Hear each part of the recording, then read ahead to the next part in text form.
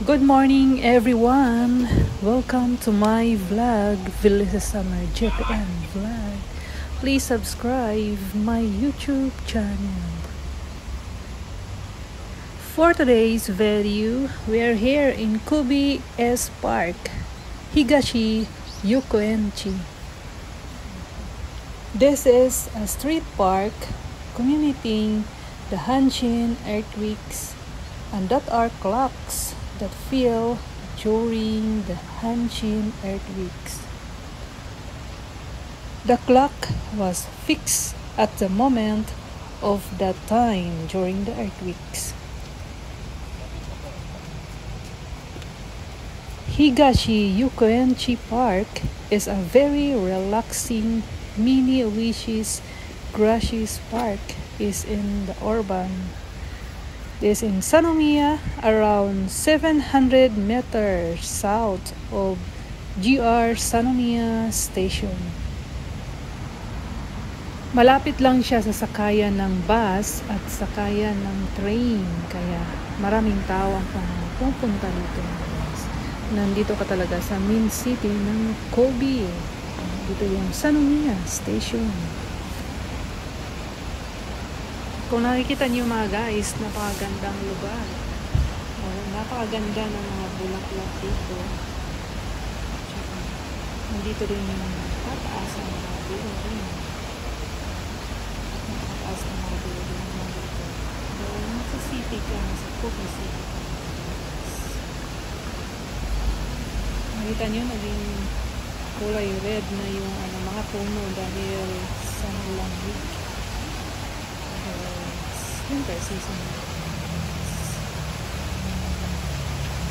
Marami ding mga tao na dumaraan dahil nandito din yung mga iba't ibang factory, iba't ibang paggawaan. Napakagandang park na ito. Enjoy watching my video. Maraming taon na ang nangyayari na ang lugar na ito ay kinakatakutan ng marami dahil daw maraming nagpapakita na kakaibang nilalang na dito mga guys. Yung mga paliwanag o explanation na matatandang na dito mga guys.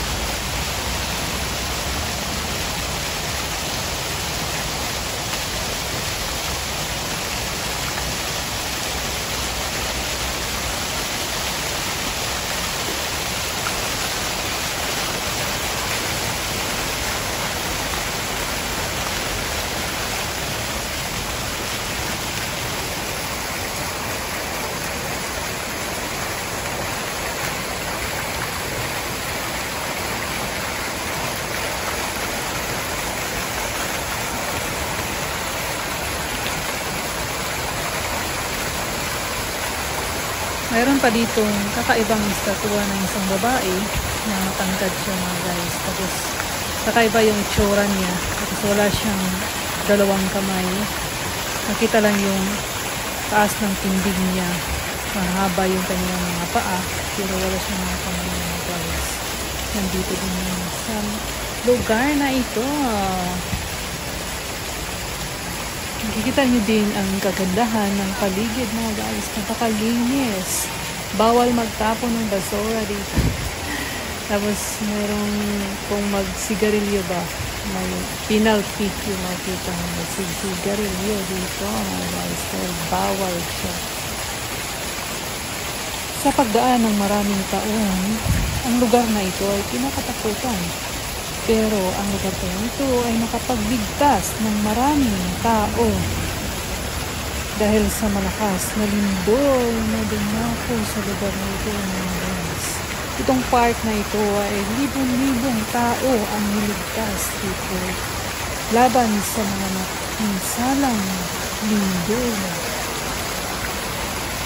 Kaya maraming tao ang nagbago ang kanilang pananaw dito mga guys. Dahil ang park lang naman ito ay nakapagligtas ng mga kabataan, mga matatanda, iba't ibang klaseng tao naligtas dito mga guys. Dahil napakalawak ang park na ito at nandito ka pa sa main city ba, nagtataas ang mga gusali. Kaya ito lang ang ligtas na lugar laban sa napakalakas na lindol sa panahong iyon mga guys. At pinagmulaan ng maraming taong pumunta dito at lahat sila ay nailigtas laban sa mapinsalang mga pagguho ng mga gusali. Kung nakikita nyo, napakataas ang mga gusaling nandito mga guys. Pero nung pumunta sila dito, mga kabataan, yan, naligtas talaga sila dito sa lugar na ito. Kaya nandito ang mga memories ng kanilang sa mga tao na niligtas sa park na ito mga guys. Kaya ang dating kinakatakotang lugar ay napamahal na ng maraming tao mga guys. Dahil iniligtas niya ang libo-libong tao na pumunta dito sa panahong iyon. Sa napakalakas na lindol na iyon mga guys. Kaya tinatawag na Hanshin Earthquakes. The Great Hanshin Earthquakes na nangyari. Tapos nandito pa yung malaking clock ba na natumba siya sa panahong iyon. Nandito pa yung time sa orasan na iyon na alas 3:15 ng hapon. Yun ang pagtigil ng pag-ikot ng malaking orasan. Kaya natumba siya mga guys pa. Kaya tumigil siya. So nakita na nila na alas 3:15 nangyari malakas na lindol at libo-libong taong namatay sa lugar nito mga guys. Pero yung mga tao na pumunta dito sa park na ito ay nailigtas ang kanilang buhay.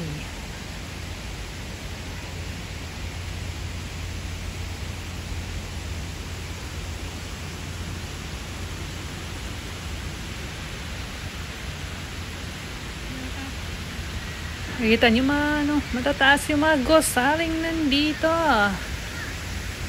Yan. At marami pang mga kabataan ang iniligtas ng park na ito mga guys. Dahil nandito yata yung mga eskwelahan ng mga kids. Diba? Kung panahon lang buhay, pag hindi mo pa oras, hindi mo talaga oras.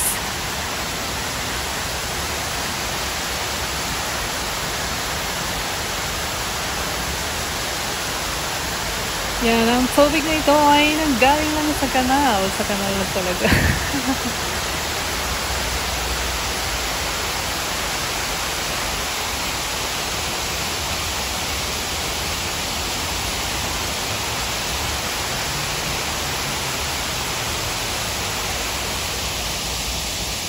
Pwede ka rin mag-money ito mga guys. Paalalahanin mo yung mga utang mo, yung mga babayaran mo. Pwede dito. Yung mga love life mo na iniwan ka. Broken. Pwede mo ding alalahanin dito mga guys. Itong tunnel mga guys. So, maghanap ka ng ginto. Ginto talaga. Yung mga kayamanan. Baka nandito sa ilalim na ito. Idol. Enjoy lang sa buhay mga idol para maging happy palagi.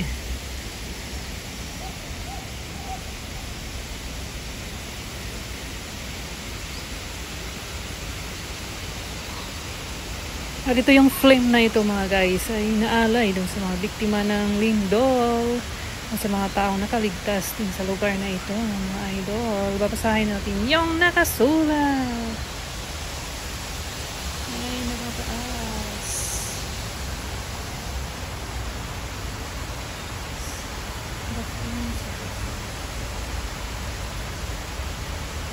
Bilisan lang ang pagbasa.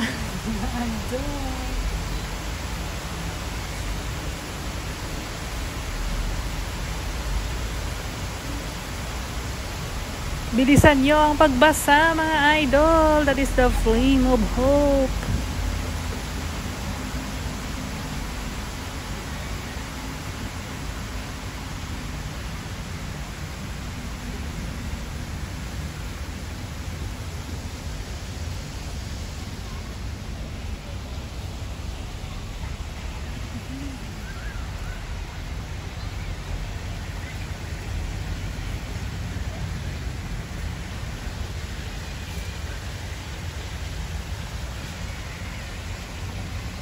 Nakita ko dito mga guys, ano sila dito, nag-wish. Pwede din kayong mag-wish dito mga idol sa flame na ito.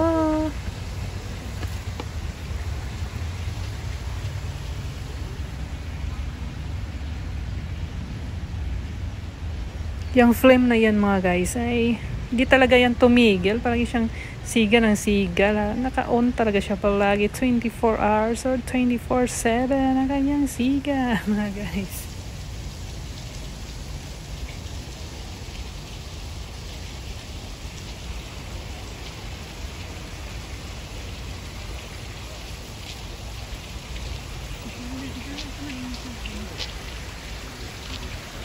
Pinapalaro ko din dito yung anak ko mga guys. Well, napaka-convenience ang lugar na ito.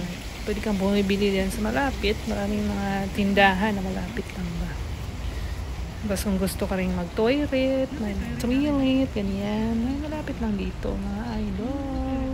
So marami silang maraming naglalakad-lakad dito, naglalaro, yung mga bata.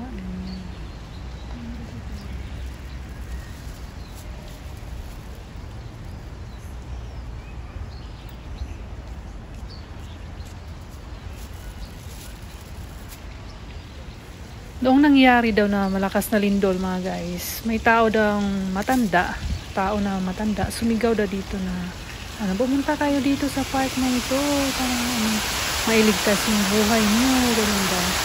Tapos yung matandang iyon, hindi na nila nakita, ewan ko kung totoo ba yun mga guys, yun ang sabi-sabi, hindi lang nasa news na nangyari ang ganun.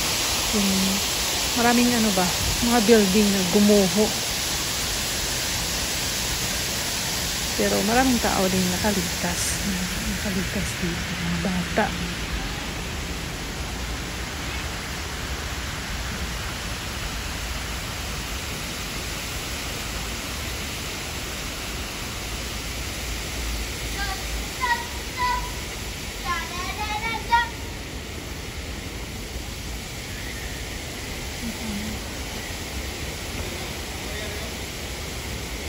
Kaya ganun na din ang kanilang pagpapahalaga sa lugar na ito mga guys. Dahil maraming mga memories nandito sa lugar na ito.